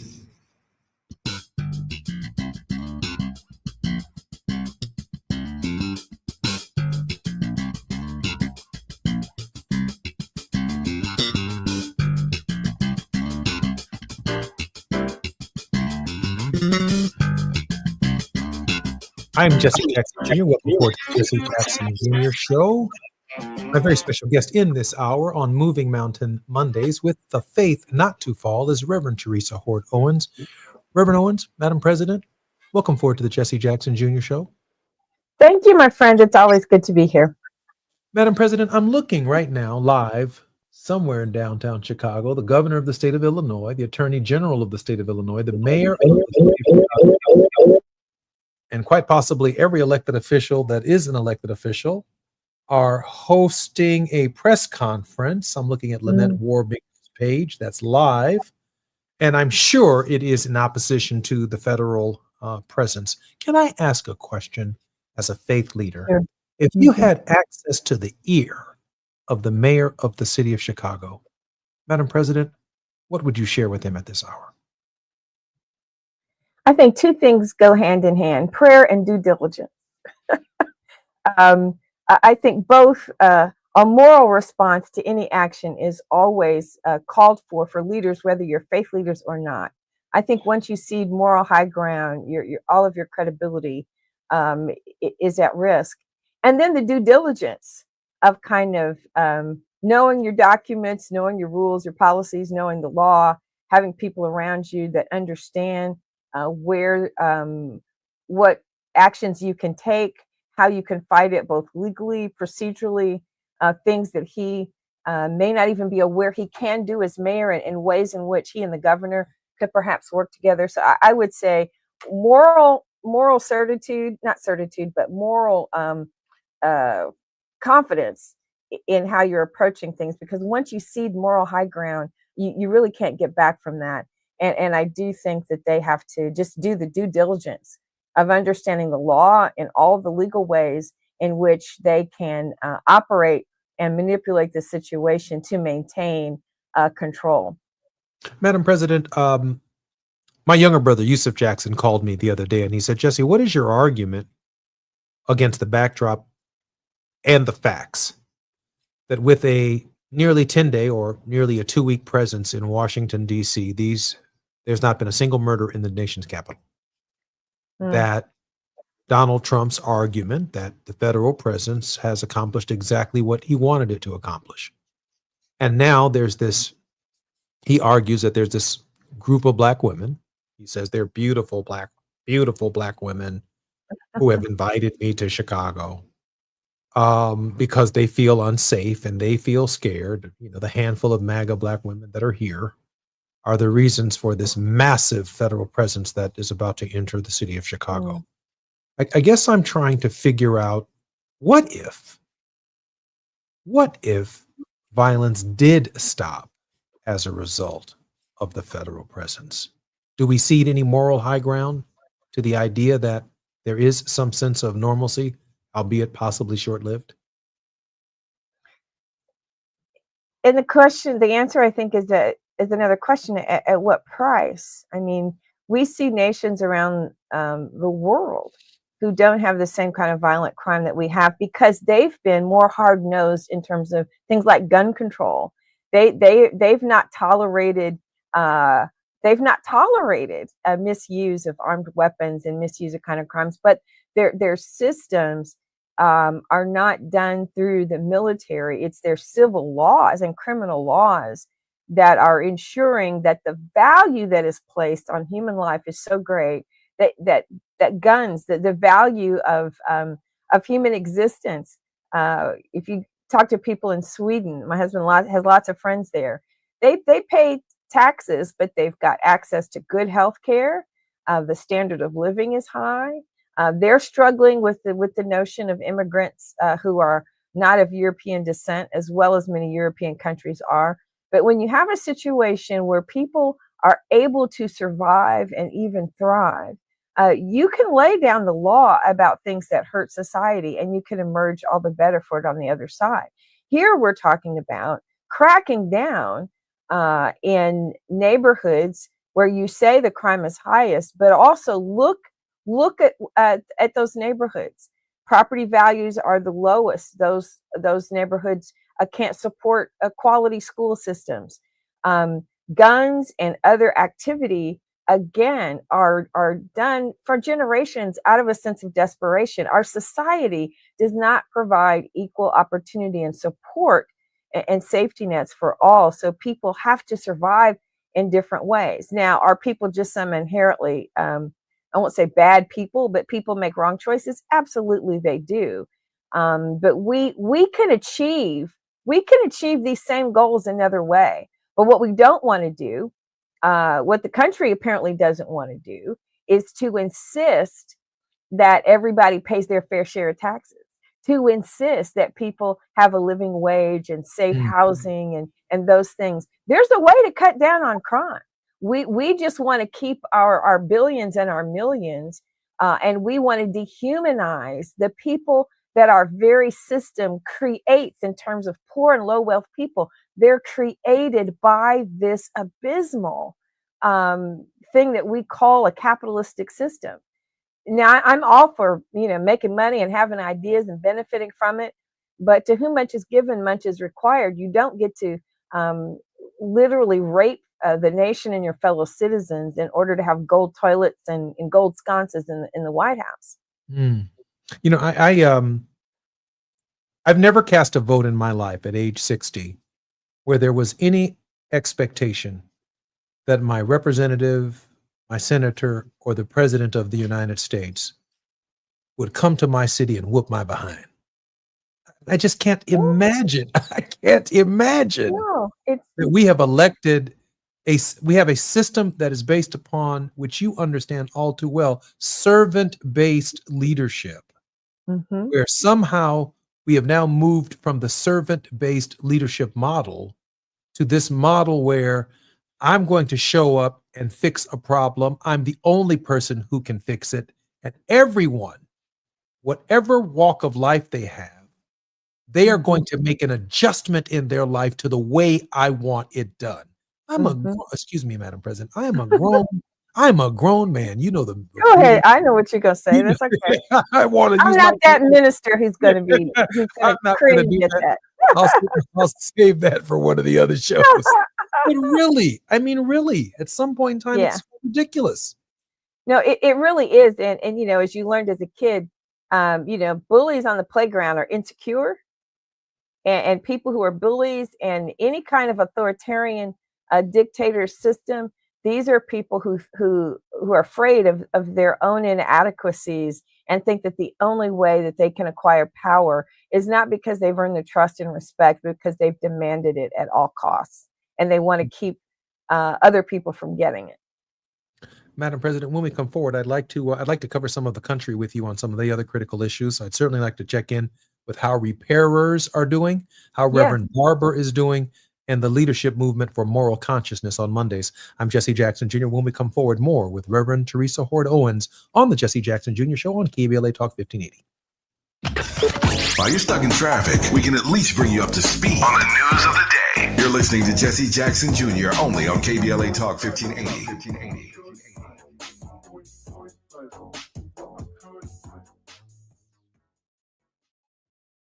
Attorney advertising. Prior results do not guarantee future outcomes. Founded in Los Angeles in 1986, litigation powerhouse Quinn Emanuel has deep roots in the Los Angeles community. Since 2007, we have litigated some of the largest fires on the West Coast. We are proud to be the only AmLaw 100 firm in the country to represent wildfire victims, giving affected individuals, families, and businesses the same focus and individualized attention we devote to our Fortune 500 clients. BTI Consulting has repeatedly recognized Quinn Emanuel as among the 4 law firms in-house counsel least likely to oppose in any litigation, and we are often deemed the most feared. And after securing over $80 billion for our clients in various matters firm-wide, we understand why. If you have been affected by the recent wildfires in Altadena and the Palisades and would like to discuss your situation further, please contact wildfire support at QuinnEmanuel.com or call us at 213-443-3050. Quinn Emanuel is proud to sponsor Conversation Live Altadena Rising with James Farr on KBLA Talk 1580. Attorney advertising. Prior results do not guarantee future outcomes.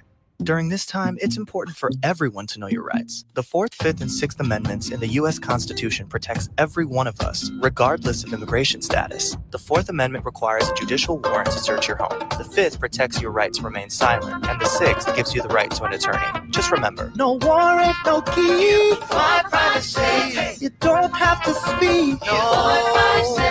No lawyer inside. Don't say a thing. Yeah, we all got rights. Hey, we all got rights. Is reviewing life insurance on your to-do list? Now's the perfect time to add it. A friend recently told me that securing life insurance sooner rather than later can help you lock in lower rates for years to come. So I bumped this up on my list and got it done. I called SelectQuote and couldn't believe how easy and affordable life insurance is. I'm 40 and got a $500,000 policy for $16 a month. My husband's also 40 and his $500,000 policy was only $18 a month. Plus, with SelectQuote's same-day coverage, there was no medical exam required, and we were covered by the time we hung up. Knowing I have this checked off my list feels amazing, but the peace of mind knowing my family is protected feels even better. Call SelectQuote at 1-800-729-7070. That's 1-800-729-7070. Or go to SelectQuote.com to get your free quote today. That's 1-800-729-7070. Details on example rate at SelectQuote.com.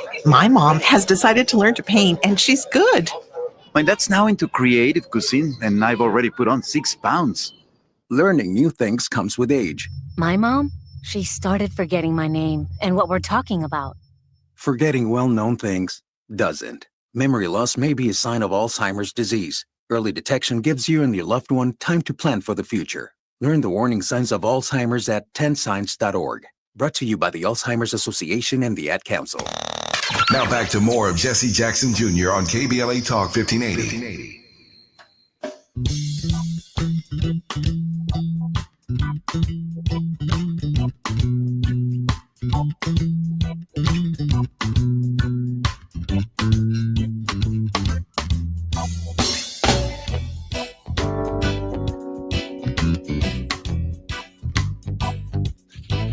I'm Jesse Jackson Jr. Welcome forward to the Jesse Jackson Jr. Show. The Jesse Jackson Jr. Show, weekdays, 12 to 2 p.m. PST, 2 to 4 p.m. CST, 3 to 5 p.m. EST. Download the podcast at KBLA Talk 1580. That's at KBLA Talk 1580. We are proud and deeply challenged to have to follow Tavis Smiley and his brilliant commentary guests that occur 3 hours before our program every day, putting a lot of pressure on the Jesse Jackson Jr. Show. We appreciate it. We believe his iron is certainly sharpening ours. Our guest in this hour, in the final segment, is Reverend Dr. Teresa Terry Hoard Owen. She is the President and General Minister for the Disciples of Christ Church. Madam President, welcome forward to the Jesse Jackson Jr. Show. Thanks always for having me on Mondays. Madam President, a slippery slope here. Gina Towns, our producer, wants me to ask you this question about the idea of the government itself having stakes in corporations. This is something new. I woke up this morning to the news that the government is either contemplating purchasing, or it has already worked out a deal for a 10% stake in the Intel Corporation. your thoughts on what that could mean, and is it fair? I like to start a little business myself, and I like the government to have a stake in my business. I think the thing again here, if we were talking about someone of high moral character, one could say that, the government does have a stake in industry, and Trump has actually erased it when he's pulled back all of these funds for research. The government fuels through its funding for university research, all kinds of technology and interests that again make all sorts of business possible. But we're talking about, Intel computer chips. And I think he is also working this out where he personally benefits for something that he has a stake in. And that's always Trump's MO, is that he's always trying to leverage, supposedly for the country's benefit, things that are personally beneficial to him. Be it crypto. He's in the uranium, he's in the Ukrainian mineral deal. There's no doubt about it. And Hunter Biden was too. Let's be honest. Yes. That's his laptop. Hunter was a long way from home with his laptop in Ukraine. So both sides have been doing this. And whenever Donald Trump says, I'm looking for a deal, he got his mineral deal out of Ukraine, but he did not solve the war. But he did not solve the war. He did not solve the war. And so I think those are the things that we have to look at, is that he always has some personal interest at play. I think there's still a role for the government in regulating industry so that it does not become abusive and we don't wind up with another Gilded Age in the 21st century where people are just able, we're pulling back all kinds of environmental regulations. We're taking away incentives for non fossil fuel related sources of industry. We're doing all these things. We're prioritizing certain people, not everybody, certain people making money literally over the future of the planet, or literally to line the pockets of a few folks. And so then what you have happen is you've got deals that are happening where media companies are doing settlements because they don't want this president to ruin their merger deals, and they don't want to feel the financial impact of this president being able to say yay or nay on these things. So they find a way to cut him in. Yeah, they find a way to, because that's what he responds to, and that's what's so troubling, is that he's not trying to do this for the good of the common good. He's doing this literally only to line his own pockets, and he compromises everyone who's involved, because if your decision doesn't line his pocket, it's then anti-American, and he's looking to oust you because you're not doing what he wants. Not because it's not good for the country, but if you oppose what is good for him, you're out. It's just vile. It's evil is what it is. I think there's no way that American industry wins when we have this kind of leadership that's so focused on its own personal gain. Madam President, Reverend William Barber, the Moral Mondays movement. Share with us where we are. Share with us its penetrating effect at this particular hour, because there has to be a voice in the wilderness offering some sanity to this process. And then after your thoughts on that, please share with us a word of hope. Yeah. Last Monday on the 18th, there were 12 Southern states where there were Moral Mondays from 10 to 2. I wasn't able to be on the ground at any of those, but just watching, of course, Bishop Barber is always going to preach a powerful word. And not just that, but again, I encourage listeners, go to breachrepairs.org, look at the reports tab, and look at the moral analysis of the horrible, awful bill. He works very closely with researchers at the Institute for Policy Studies. So this is not somebody who's just preaching or barking up the wrong tree. He always says, if you're going to be loud, let's be loud and right. So we want to have the data that back up the support for these policies that are there.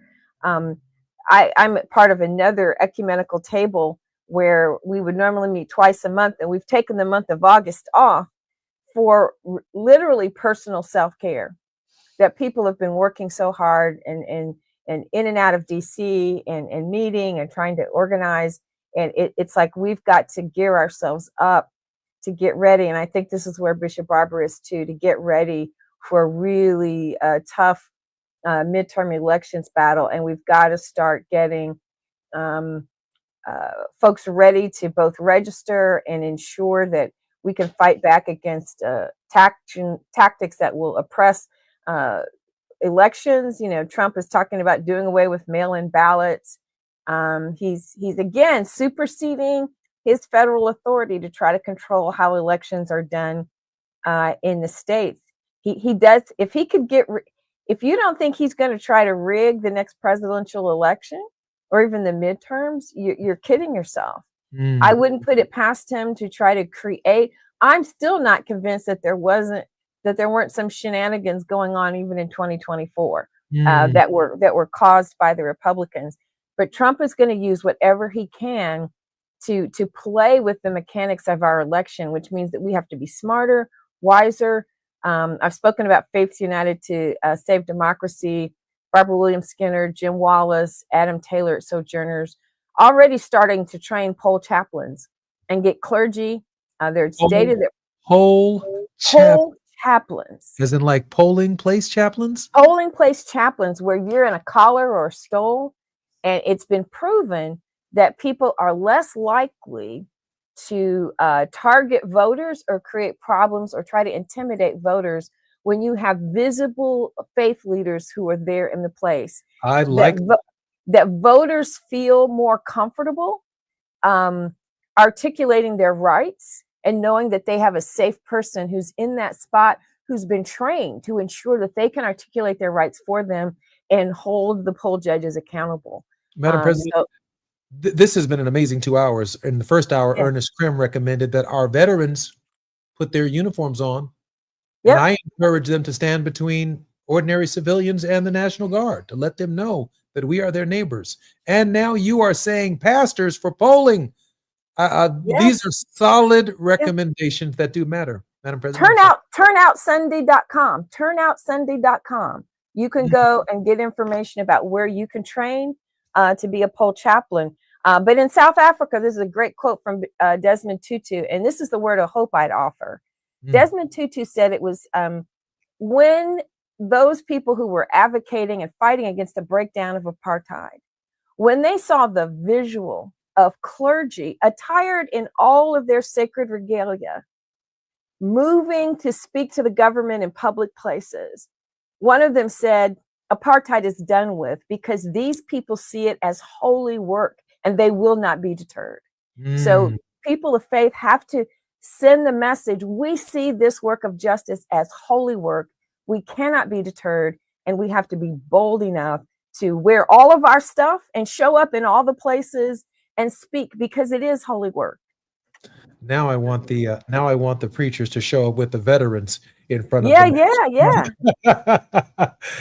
Dr. Owens, welcome. And it's so wonderful having you on the show this week. Thank you so much. Always good to be with you. Can't wait to see you next week. I'm Jesse Jackson Jr. You're listening to the Jesse Jackson Jr. Show. And I just want to add that these are very difficult and trying times for a lot of people.